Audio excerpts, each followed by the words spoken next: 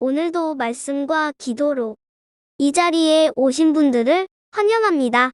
호세아 6장 1절로부터 11절 말씀입니다. 상한 백성을 치유하시는 하나님. 지금부터 본문을 읽겠습니다. 호세아 6장. 오라, 우리가 여호와께로 돌아가자.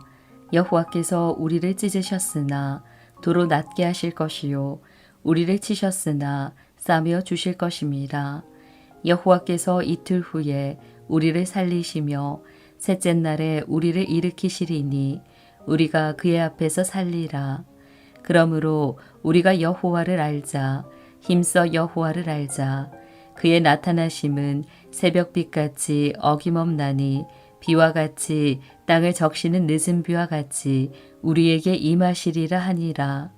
에브라임아, 내가 내게 어떻게 하랴?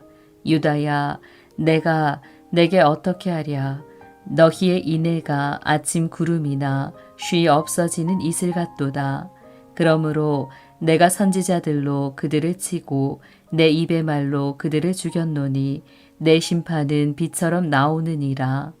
나는 인애를 원하고 제사를 원하지 아니하며 번제보다 하나님을 아는 것을 원하노라. 그들은 아담처럼 언약을 어기고 거기에서 나를 반역하였느니라. 길르앗은 악을 행하는 자의 고울이라. 피 발자국으로 가득 찼도다. 강도떼가 사람을 기다림같이 제사장의 무리가 세겜 길에서 살인하니 그들이 사악을 행하였느니라. 내가 이스라엘 집에서 가증한 일을 보았나니 거기서 에브라임은 음행하였고 이스라엘은 더럽혀졌느니라. 또한 유다여, 내가 내 백성의 사로잡힘을 돌이킬 때에 내게도 추수할 일을 정하였느니라. 본문 해석입니다. 호세아 6장은 5장 메시지에 이어서 진행이 됩니다. 5장 마지막 절에서 그들이 그 죄를 뉘우치고 내 얼굴을 구하기까지라는 말씀으로 끝을 맺었고 6장은 그래서 참된 회개가 어떻게 되는지 언약의 신실함이라는 것이 무엇인지에 대해 말씀하는 내용으로 이어집니다. 선지자의 외침에 백성들은 여호와께로 돌아가자라고 외치지요. 그런데 이 외침이 모든 문제를 해결할 것 같았는데 오히려 하나님은 그들의 회개가 피상적이고 불성실하다라고 말씀하시므로 6장의 내용은 다소 복잡해지기 시작합니다. 두 개의 문단으로 나누어 살펴보려고 합니다. 먼저 첫 번째 문단은 1절로부터 3절입니다. 은혜를 바라는 회개의 고백이 등장하고요. 두 번째 문단인 4절로부터 11절에서는 이스라엘 백성들이 거짓된 인애 그리고 하나님 언약에서 멀어진 것에 대한 내용을 말씀하시면서 언약의 신실함을 요구하시는 그런 내용이 등장하지요. 본문을 살펴보겠습니다. 첫 번째 문단은 1절로부터 3절입니다. 은혜를 바라는 회개의 고백. 이스라엘 백성은 징계를 경험한 후에 여호와께로 돌아가자라고 외칩니다. 본문에 있는 표현대로 하자면 이틀 후에 그리고 셋째 날에 이런 표현들이 등장하면서 하나님께서 곧 회복시켜 주시리라 믿는 믿음을 보이고 있습니다.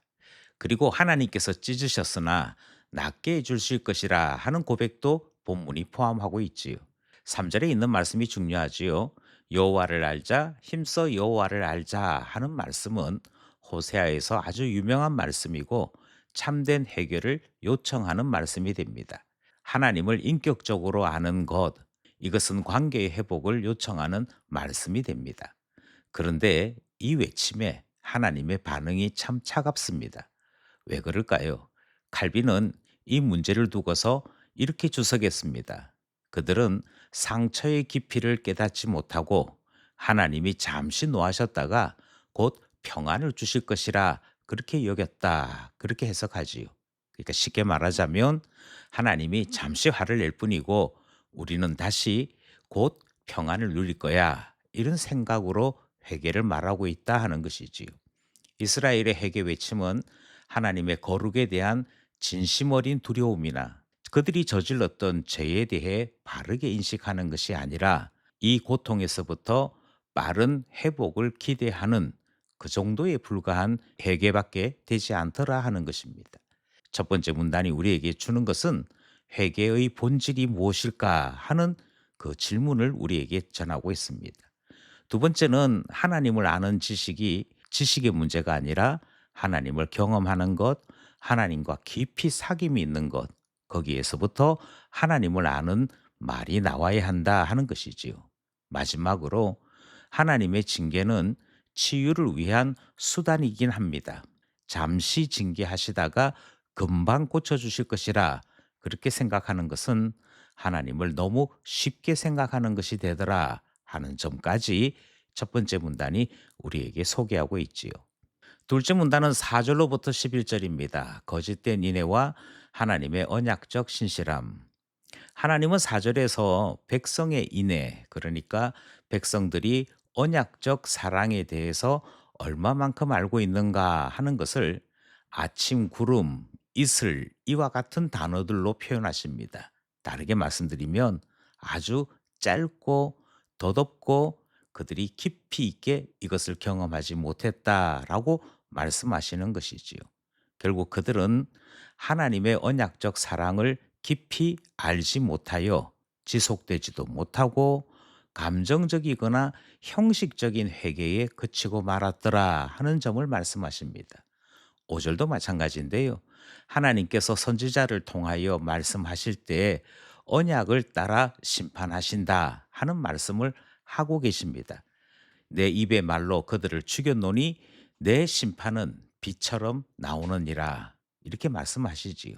그러니 하나님의 말씀은 단지 위로를 위한 말씀이 아니고 죄가 있을 때에는 엄한 심판으로 진리를 드러내는 말씀 되더라 하는 점을 분명하게 보여주고 있습니다. 그런데 6절 말씀을 보시면 6절 말씀이 오늘 본문의 가장 중심되는 말씀인데 나는 인애를 원하고 제사를 원하지 아니하며 번제보다 하나님을 아는 것을 더 원한다 이렇게 말씀하시므로 이스라엘 백성들이 여전히 종교적인 행위는 하면서도 그들의 삶에 있어서 변화는 아무것도 없더라 하는 사실을 말씀합니다. 그들이 하나님을 알기에 삶으로 보여주어야 됐던 변화는 언약적 사랑, 그러니까 우리 번역을 따르자면 인애입니다. 하나님을 아는 지식입니다.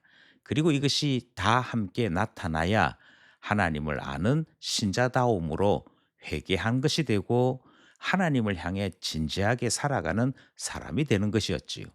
그런데 그러지 못해서 하나님은 너희들이 제사를 원하는 줄 알고 내게 나오는데 나는 인애를 더 원해.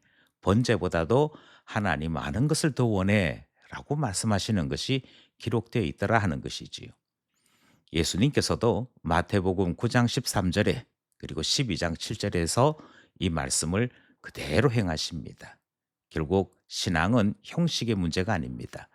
하나님과 얼마만큼 깊은 관계를 가지고 있고 하나님을 얼마만큼 무겁게 생각하느냐 거기에 있다 하는 말씀이 6절 말씀이 되는 것이지요. 이어서 7절로부터 11절은 이스라엘이 어떻게 언약을 파기하고 하나님의 말씀에서 떠나게 되었는가 하는 하나님의 고발이 이어지고 있습니다. 먼저 아담처럼 언약을 어기는 존재였음을 말씀하고 있지요. 그러니까 여전히 언약대로 살지 않더라 하는 점을 말씀하십니다. 이스라엘은 배교했고 언약에 대하여 불순종했고 심지어 그것을 계속 반복했다라고 말씀하십니다. 길르앗과 세겜에서 죄악을 저질렀다. 그것이 살인과 음행이다라고 말씀하시므로 그들은 사회적으로도 신앙적으로도 부패한 모습을 그대로 가지고 있음을 말씀하고 있습니다. 그러나 5장에서와 같이 6장 마지막 절인 11절에서 하나님은 작은 희망의 말씀을 이스라엘 백성들에게 남깁니다. 내가 내 백성의 사로잡힘을 돌이킬 때에 하나님께서 사로잡으시다가 분명히 돌이키실 때가 있다 하는 점을 말씀하여 주시는 것이지. 이것은 심판 후에 회복이 예정되어 있음을 보여주는 것이고 하나님의 징계의 목적은 회복이다 하는 점을 다시 한 번 더 말씀하시므로 6장이 끝을 맺고 있습니다. 우리는 둘째 문단을 통해서 하나님은 인애를 원하신다 하는 점을 배우게 됩니다. 언약적 사랑입니다. 마지막으로 우리가 하나님 앞에 회개합니다, 사랑합니다 외칠지라도 삶이 동반되지 아니할 때에는 하나님은 여전히 돌이키라 말씀하는 것을 듣게 되는 것이지요. 여기까지 본문 말씀이었습니다. 우리는 오늘 본문 말씀을 통해서 네 가지 정도를 생각해 보고자 합니다. 첫 번째로 회개는 잠시 고통을 피하고자 하는 것이 아니라 하나님께로 방향을 완전히 바꾸는 것임을 다시 한번 생각하게 됩니다. 하나님께로 돌아가는 것. 그래서 슬픔을 면하는 것, 고통을 면하는 것의 목적이 아니라 하나님과 더 깊은 관계를 가지는 것이 회개의 본질이다 하는 점을 기억해야 할 것입니다. 두 번째로 하나님이 원하시는 것은 제사가 아니라 인내요 하나님을 아는 것, 그것을 원하시더라 하는 점을 배우게 되었지요. 세 번째는 하나님은 언약을 중요하게 보십니다. 하나님의 언약이 축복도 있고 저주도 있음을 기억한다면 언약을 지키는 것이 얼마만큼 중요한 것인지, 하나님 말씀을 깊이 알고 말씀대로 사는 것이 얼마나 중요한 것인지를 다시 한번 생각하게 되는 것이지요. 마지막으로 하나님만이 소망인 것을 배우게 됩니다. 예수님만이 구주이신 것을 배우게 되지요. 5장에서도 6장에서도 이스라엘을 바라볼 때 어떤 소망도 가질 수 없었습니다. 심지어 6장에서는 회개를 말하면서도 여전히 죄를 저지르고 있는 이스라엘이 보였지 않습니까? 그럼에도 우리가 소망을 가지게 되는 것은 사람 때문이 아니었습니다. 하나님 때문이고 하나님께서 보내신 예수님 때문에 일방적인 사랑과 일방적인 구원을 경험하게 되더라. 거기에 소망이 있더라 하는 말씀 듣게 되는 것이지요.